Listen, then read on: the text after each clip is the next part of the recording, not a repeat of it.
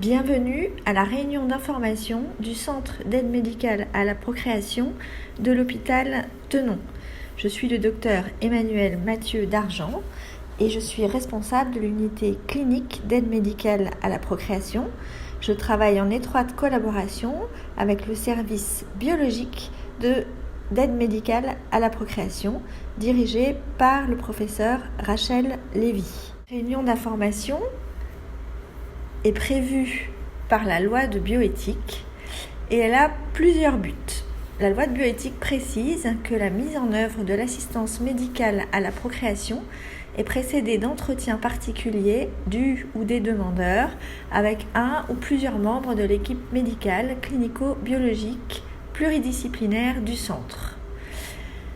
Ils doivent vérifier la motivation ainsi que les conditions médicales et psychologiques des deux membres du couple, informer ceux-ci des possibilités de réussite et d'échec des techniques d'assistance médicale à la procréation, de leurs effets secondaires et de leurs risques à court et à long terme, ainsi que de leur pénibilité et des contraintes qu'elles peuvent entraîner. Ils doivent aussi informer ceux-ci de l'impossibilité de réaliser un transfert des embryons conservés en cas de rupture du couple, leur remettre un dossier guide comportant en particulier le rappel des dispositions législatives et réglementaires, le descriptif des techniques d'aide médicale à la procréation et un rappel des dispositions législatives et réglementaires relatives à l'adoption. Le consentement du couple est confirmé par écrit à l'expiration d'un délai de réflexion d'1 mois après réalisation des étapes récemment mentionnées. Par ailleurs, l'aide médicale à la procréation est subordonnée à des règles de sécurité sanitaire dont je vous parlerai ultérieurement dans ce document. L'aide médicale à la procréation ne peut être mise en œuvre par le médecin lorsque les demandeurs ne remplissent pas les conditions prévues par le présent titre ou lorsque le médecin, après concertation au sein de l'équipe clinico-biologique pluridisciplinaire, estime qu'un délai de réflexion supplémentaire est nécessaire. Le couple qui, pour procréer, recourt à une assistance médicale nécessitant l'intervention d'un tiers donneur doit également donner préalablement, dans les conditions prévues par le Code civil, leur consentement à un notaire. La réunion d'information a donc pour but de répondre à tous ces objectifs. Et dans un premier temps, je vais vous exposer ce qu'est l'infertilité, quelle est sa fréquence, quelles sont ses causes et quelles sont les possibilités d'y remédier. L'infertilité est l'incapacité d'un couple à procréer ou à mener une grossesse à terme au bout d'1 année ou plus de rapports sexuels réguliers non protégés, c'est-à-dire sans contraception.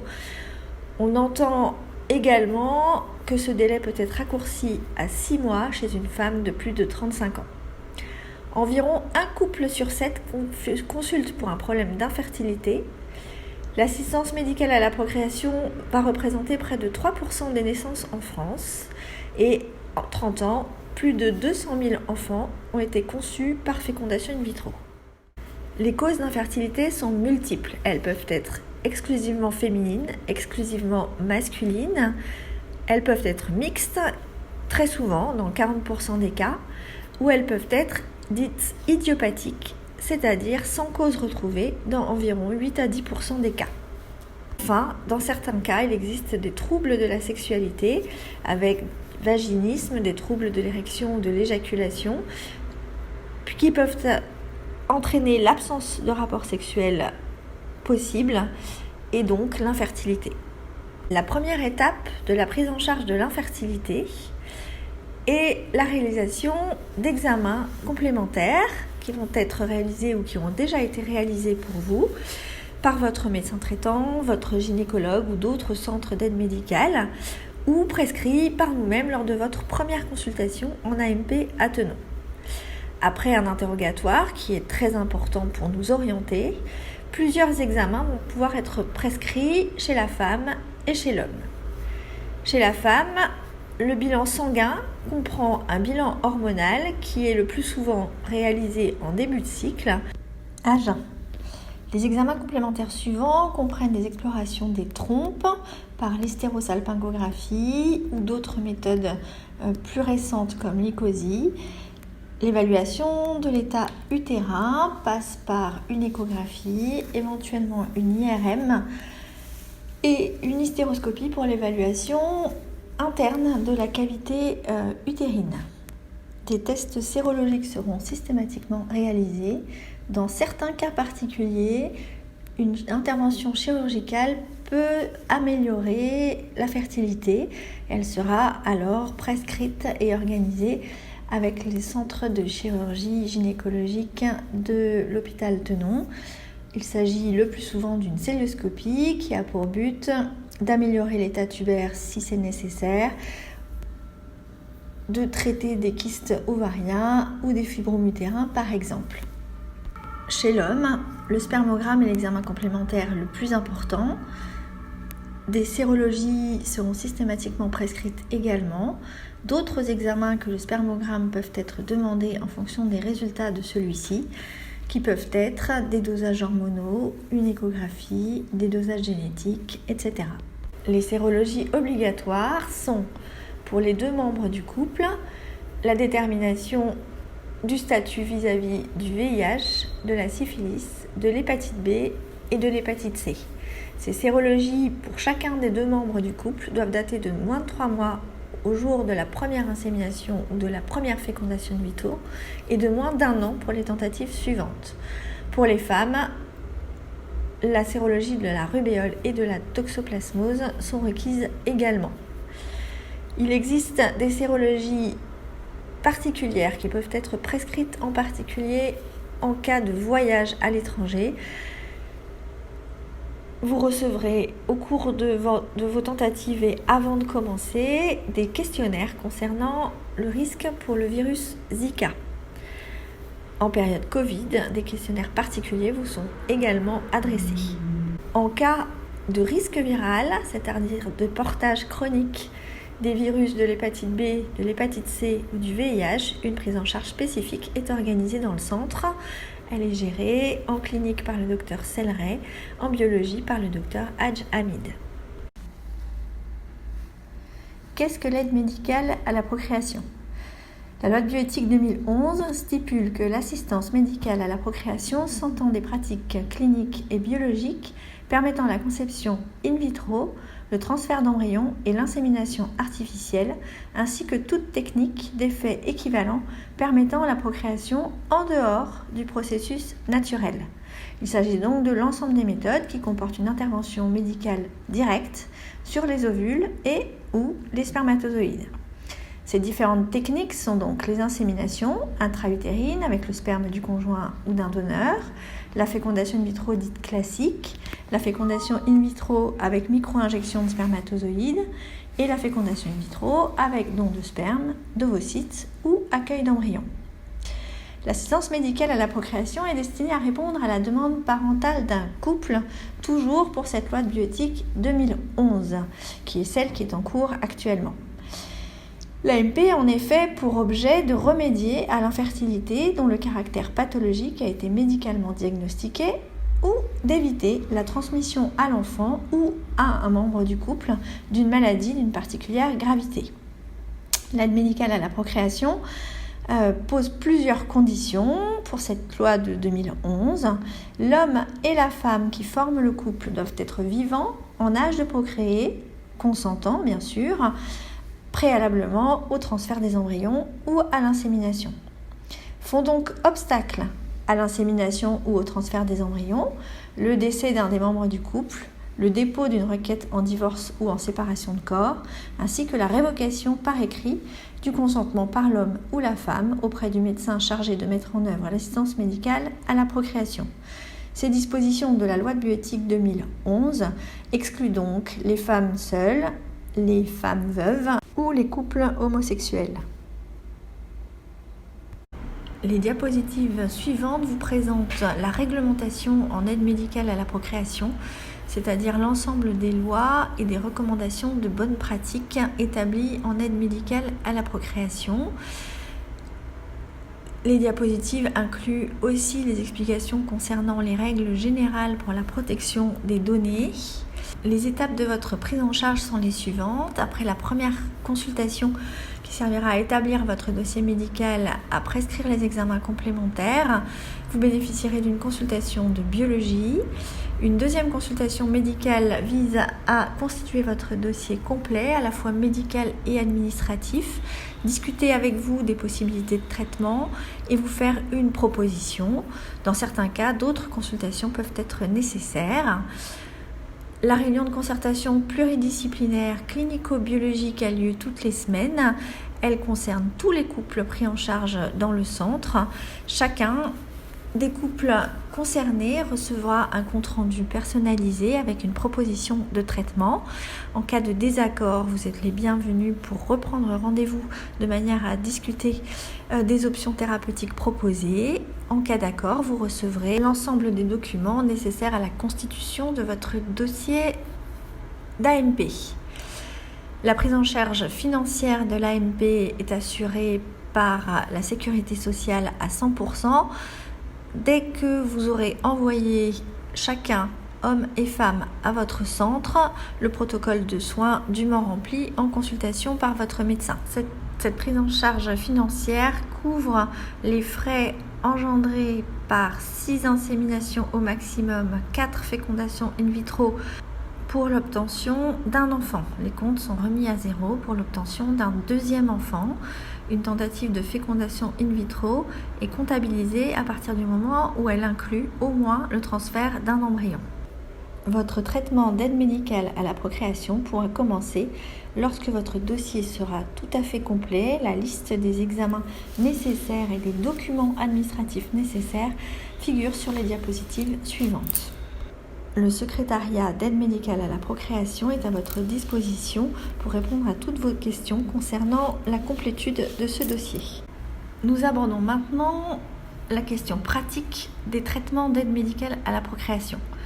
Il existe 3 types de traitements proposés: les inséminations, les fécondations in vitro et leur corollaire, le transfert d'embryons.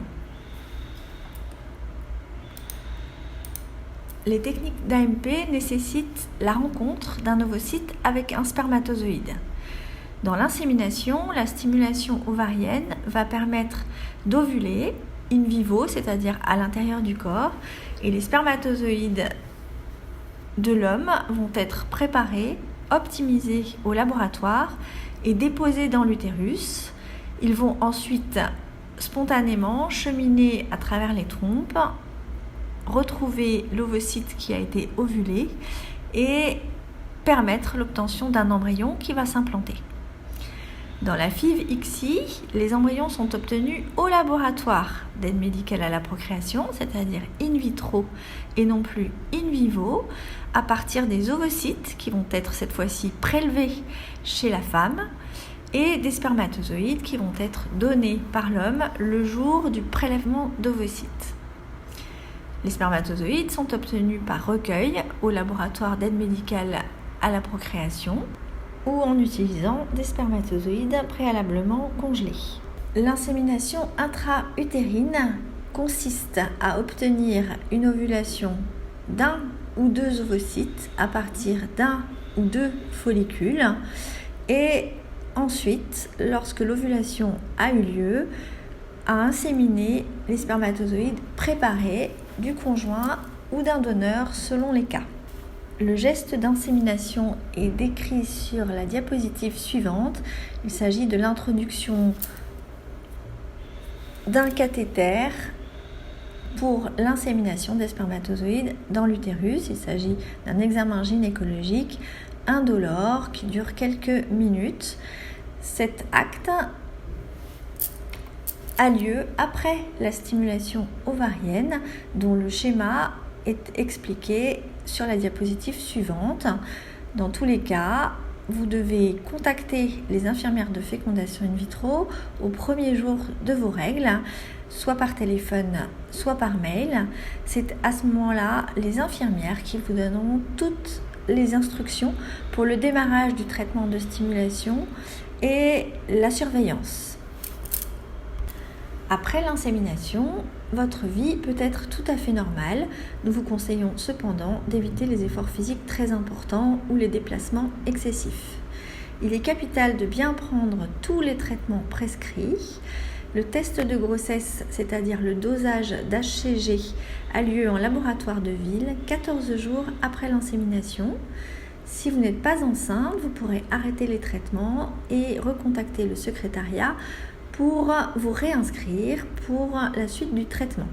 Si vous êtes enceinte, un deuxième dosage est à faire 48 heures après le premier, un troisième 7 jours plus tard. En cas de grossesse évolutive, une échographie sera faite à 5 semaines de grossesse. Dans tous les cas, les dosages et résultats qui sont faits en ville sont à faxer obligatoirement aux infirmières de FIV ou à envoyer par mail. En cas de douleur, de règles extrêmement importantes, de saignements anormaux ou de fièvre supérieure à 38 degrés, vous devez consulter votre médecin ou les urgences de l'hôpital Tenon. La technique d'insémination intra-utérine est donc une technique essentiellement in vivo, donc naturelle, après le dépôt des spermatozoïdes préparés dans l'utérus d'une patiente qui vient d'ovuler.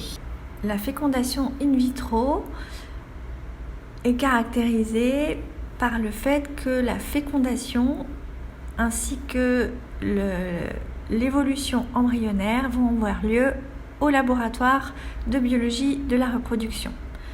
Une fécondation in vitro commence par une stimulation ovarienne dans le but d'obtenir plusieurs ovocytes. Une ponction d'ovocytes a ensuite lieu et les ovocytes sont transmis au laboratoire de biologie de la reproduction et mis en contact avec les spermatozoïdes. 2 techniques sont possibles, la fécondation in vitro classique ou l'ICSI. Le choix de technique est effectué en fonction des caractéristiques spermatiques et du contexte par les biologistes et les cliniciens. Ce choix, en général, était déjà effectué lors du staff de concertation multidisciplinaire qui a proposé votre traitement. En fécondation in vitro classique, les spermatozoïdes sont mis au contact des ovocytes et la fécondation va se faire naturellement. En ICSI, les spermatozoïdes sont injectés dans les ovocytes de manière à obtenir des embryons. Après culture et sélection des embryons, ceux-ci seront transférés dans l'utérus, soit immédiatement, il s'agit du transfert d'embryons frais, soit de manière différée, il s'agit du transfert d'embryons congelés. Ces différentes possibilités sont liées au nombre, à la qualité des embryons et au contexte. La stimulation ovarienne consiste en des injections hormonales de gonadotrophine. Ces hormones gonadotrophines vont permettre l'obtention de plusieurs follicules et de plusieurs ovocytes. Il s'agit d'injections à faire sous la peau, soi-même ou par une infirmière. Votre traitement est personnalisé et adapté à votre cas précis par votre médecin du centre d'AMP. La stimulation ovarienne dure environ 12 jours. Elle s'associe à un traitement de blocage de l'ovulation et elle se terminera après la surveillance par le déclenchement de l'ovulation, la ponction d'ovocytes et le recueil de spermatozoïdes, puis le transfert embryonnaire dans une grande partie des cas. Les diapositives suivantes vous montrent les différents types de protocoles et les différents types de schémas que vous recevrez en fonction du choix personnalisé de votre traitement. La stimulation ovarienne nécessite une surveillance. Celle-ci est réalisée à Tenon, au 2e étage de la maternité, dans le centre d'aide médicale à la procréation. La surveillance consiste en une prise de sang et une échographie qui vise à compter le nombre de follicules dans vos ovaires et à les mesurer de manière à évaluer leur maturation. Dès l'obtention d'au moins 3 follicules d'au moins 17 mm, Le déclenchement de l'ovulation sera organisé et sera suivi 36 heures environ plus tard par la ponction d'ovocytes. Si ce nombre de follicules minimum n'est pas obtenu, nous discuterons avec vous lors de l'échographie de la possibilité d'annuler la tentative pour reprendre avec d'autres traitements et améliorer vos chances de grossesse. À la fin de l'échographie, le médecin vous donnera les consignes pour la suite du traitement. Nous recevons les résultats de vos prises de sang vers 12-13 heures. En cas de modification nécessaire des consignes, vous serez bien sûr appelé. La ponction ovocytaire est une intervention chirurgicale qui est effectuée en hôpital de jour. Elle est réalisée au bloc opératoire. Elle dure environ 15 minutes sous anesthésie locale ou générale selon votre choix.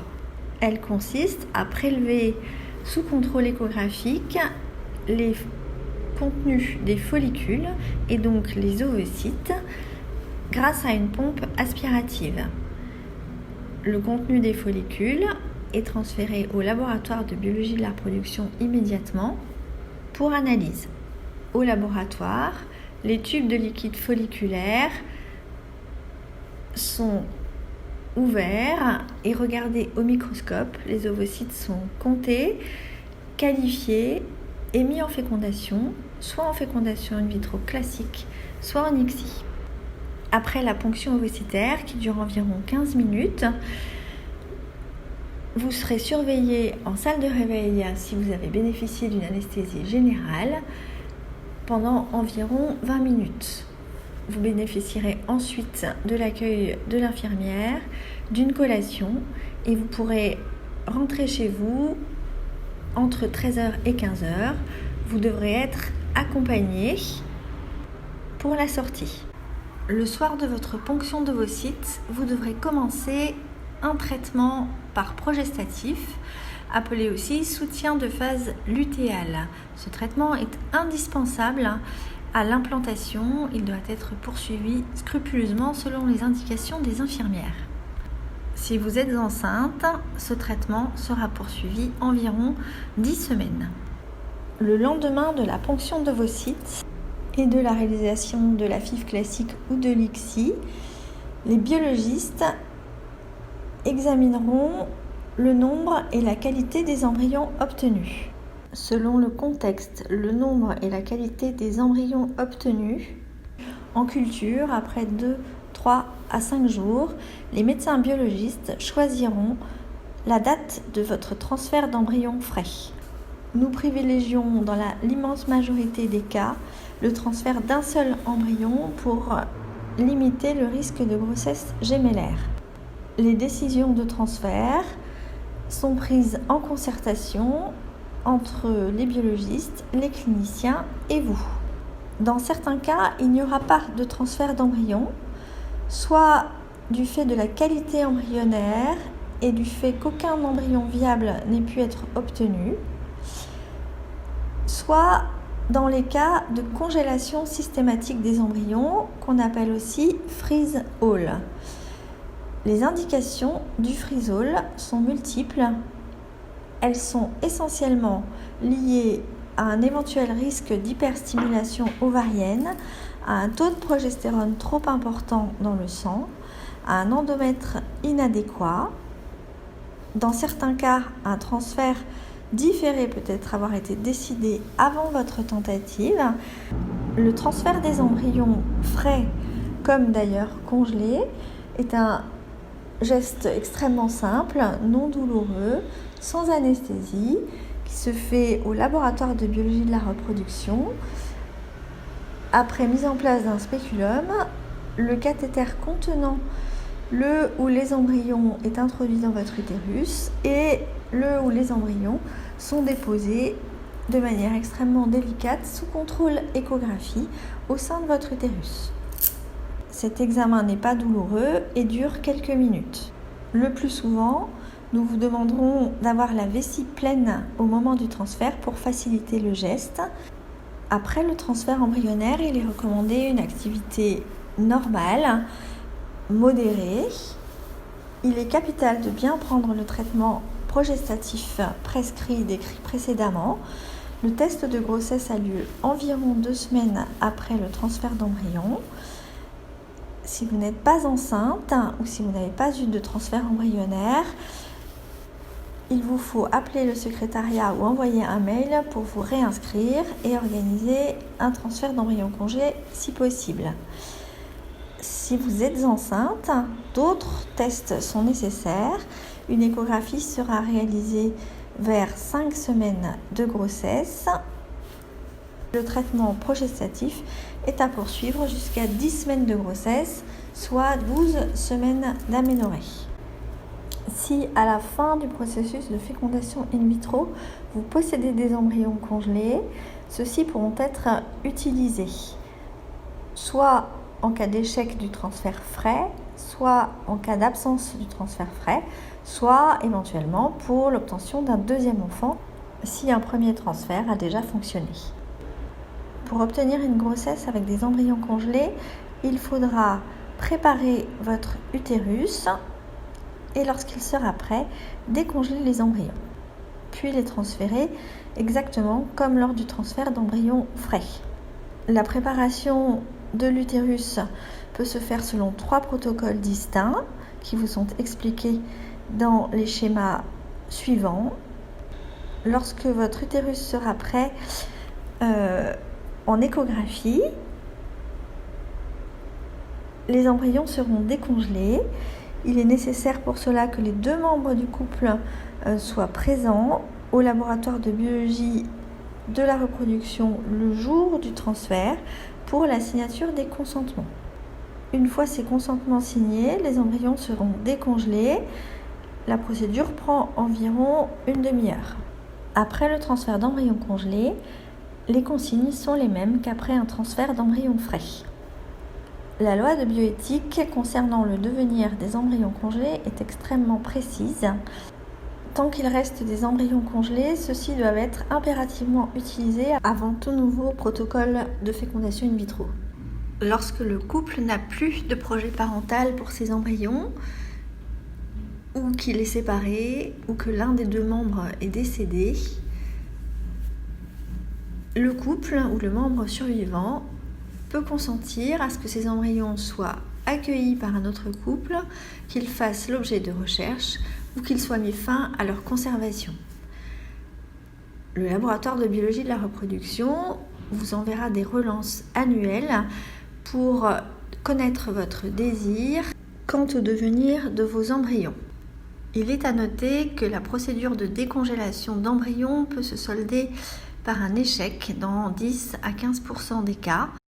Les procédures d'aide médicale à la procréation sont peu risquées et tout est mis en œuvre pour limiter au maximum le risque de complications et d'effets secondaires.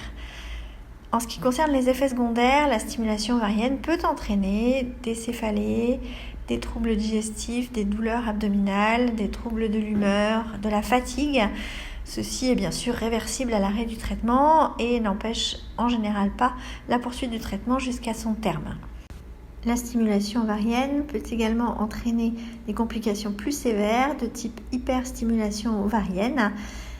Toutes les mesures utiles à la diminution de ce risque sont bien sûr prises. D'autres complications de la ponction en particulier peuvent être retrouvées. Elles sont extrêmement rares et elles nécessiteront le plus souvent une simple surveillance. Les grossesses obtenues par FIV font l'objet d'une surveillance toute particulière, en particulier au début, étant donné les risques de fausses couches. En cas de grossesse gémellaire, vous serez suivi dans un centre adapté, ces grossesses étant grevées de plus de prématurité et de plus de complications maternelles et fœtales. En cas de voyage prévu après la procédure de FIV ou de transfert en embryon ou d'insémination, les risques de thrombose sont relativement importants. Il est donc indispensable d'éviter au maximum, dans les 3 semaines qui suivent un traitement d'AMP, un voyage en avion long de plus de 3 heures, en particulier chez les patientes à risque, c'est-à-dire âgées de plus de 35 ans, présentant un surpoids, un tabagisme, un mauvais état veineux ou ayant des antécédents personnels ou familiaux de thrombose. En cas de facteur de risque, il est même déconseillé de voyager dans les 6 semaines suivant la procédure de stimulation ovarienne. Si vous devez tout de même voyager de manière absolument indispensable, vous devez prendre l'avis de votre médecin, au minimum assurer une contention de vos membres inférieurs par des chaussettes ou des bas de contention, bouger régulièrement au cours de votre voyage, vous hydrater de manière importante et en cas de facteur de risque, vous faire prescrire par le médecin du centre d'AMP ou votre médecin traitant un traitement anticoagulant. Le centre d'AMP de Thonon mettra tout en œuvre pour vous aider à obtenir le plus vite possible une grossesse et un enfant tant attendu. N'hésitez pas à nous consulter si vous avez besoin d'aide. Nous vous aiderons à prendre contact avec les professionnels les plus adaptés à vos demandes, que ce soit des psychologues, des acupuncteurs, des ostéopathes, des nutritionnistes, des médecins spécialisés en consultation anti-tabac ou tout autre spécialiste dont vous auriez besoin pour vous accompagner. De même, des associations de patients et de patientes sont à votre disposition. Vous pouvez les contacter sans difficulté. Enfin, le site de l'agence de biomédecine, extrêmement bien fait, vous permettra d'obtenir toutes les informations complémentaires dont vous avez besoin, ainsi qu'un certain nombre de témoignages et de mises à jour législatives. Vous pourrez également vous rendre sur le site adoption.gouv.fr si vous souhaitez des renseignements sur la mise en œuvre des procédures d'adoption dans notre pays. Cette réunion d'information se termine. Il me reste à vous souhaiter le meilleur pour l'avenir et pour votre famille. L'ensemble de l'équipe est bien sûr à votre disposition au niveau clinique comme au niveau biologique pour vous apporter les renseignements complémentaires dont vous avez besoin et vous accompagner tout au long de votre parcours. Je vous souhaite une bonne journée.